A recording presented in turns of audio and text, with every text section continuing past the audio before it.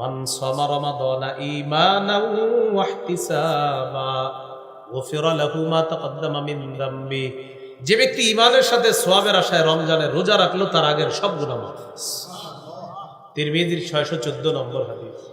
قال رسول الله صلى الله عليه وسلم الصوم جنة حصينة।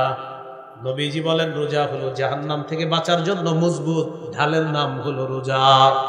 জাহান্নাম থেকে বাঁচার মজবুত ঢালের নাম রোজা। যুবক ভাইয়েরা একটু মন দিয়ে শোনেন, অভিভাবকরাও শোনেন।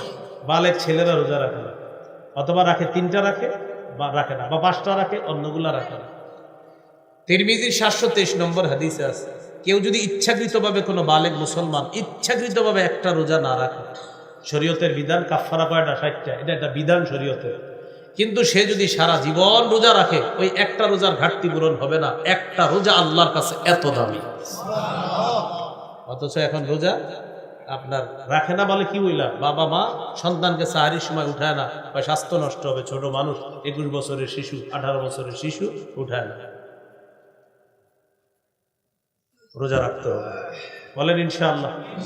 সাবধান, এইসব ব্যাপারে অলসতা করা যাবে না।